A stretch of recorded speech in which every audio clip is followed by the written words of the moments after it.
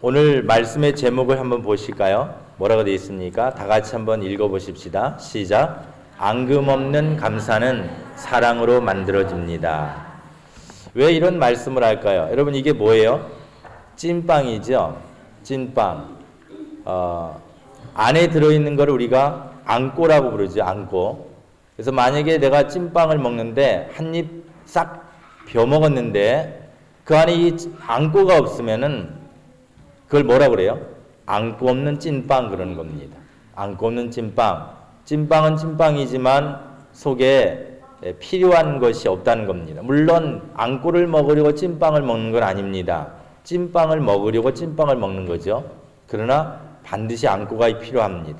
그래서 오늘 말씀에 앙꼬랑 좀 비슷한 단어이고 또 앙꼬와 같은 어떤 개념으로 이해할 수 있는 앙금이라고 하는 이런 마음으로 따지면 보이지 않는 앙금, 또 우리의 생활 속에 나타나는 앙금, 그 앙금에 대하여서 함께 말씀을 나누기를 원합니다.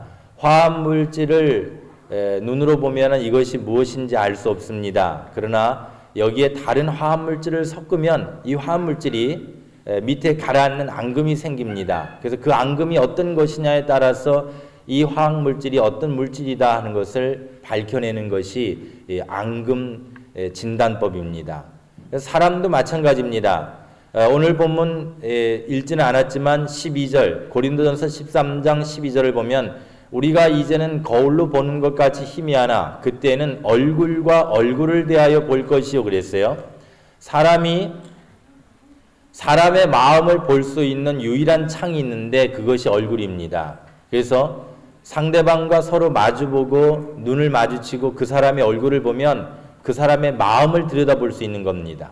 얼굴은 어림없는 굴이다 그랬죠. 그래서 그 얼굴을 바라보면 그 사람의 마음을 볼 수 있는 겁니다.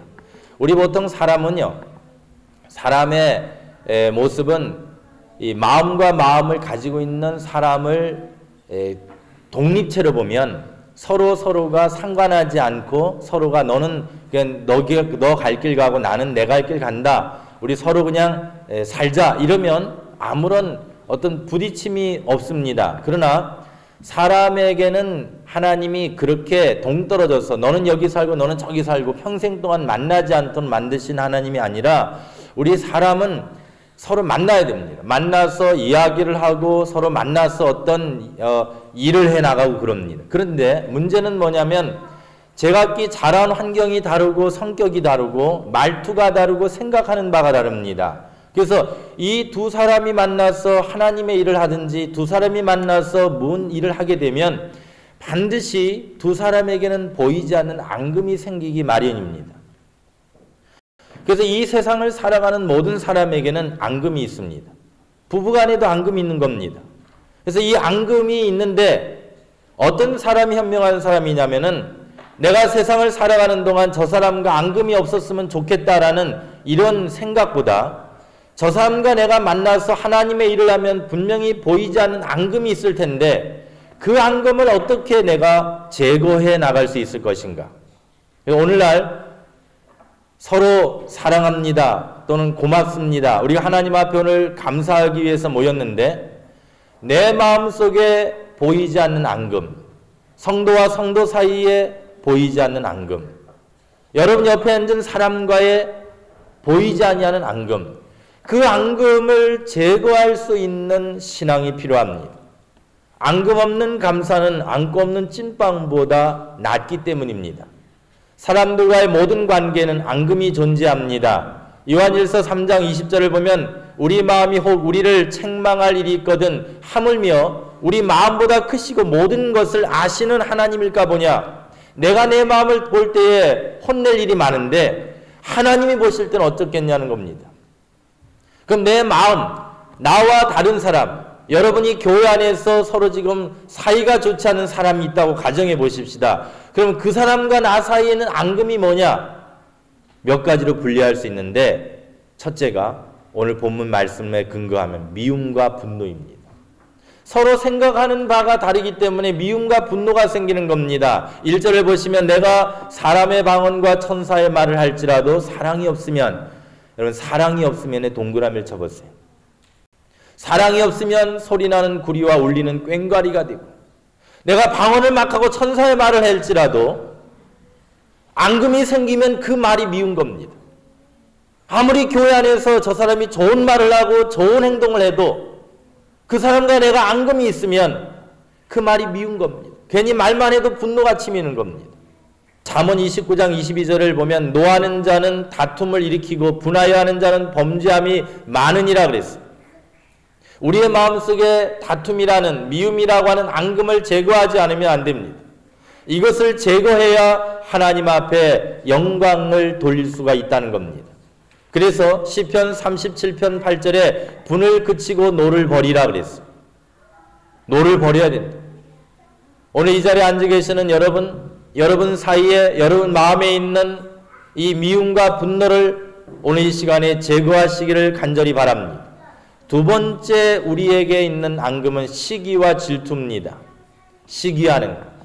본문 2절에 보니까 내가 예언하는 능이 있어 모든 비밀과 모든 지식을 알고 또 산을 넘길 만한 모든 믿음이 있을지라도 사랑이 없으면 또 동그라미 쳐보세요.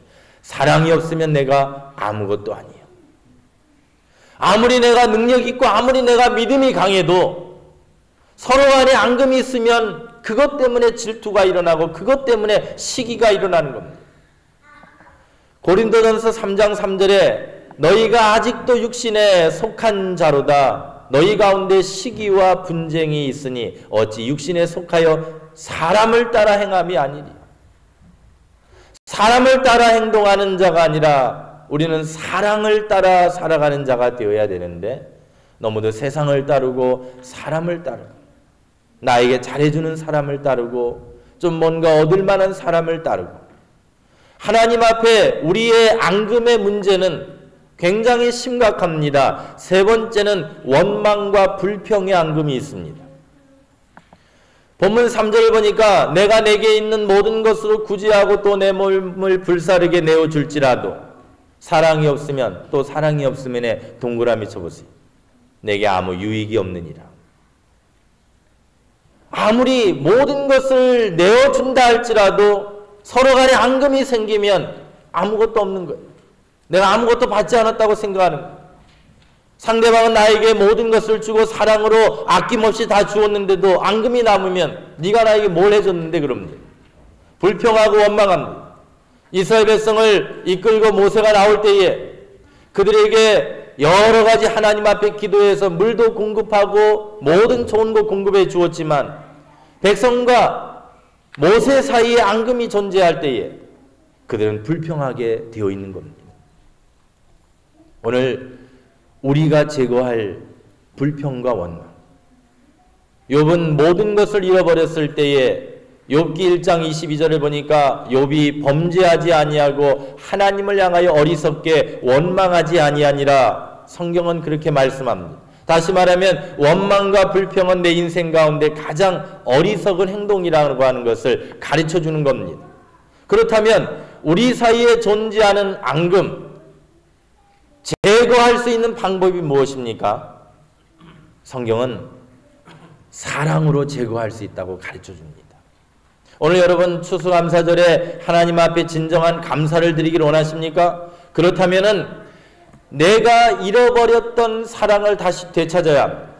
아까 1절과 2절, 3절에 앙금 세 가지를 말할 때에 사랑이 없으면 이라고 그랬어요.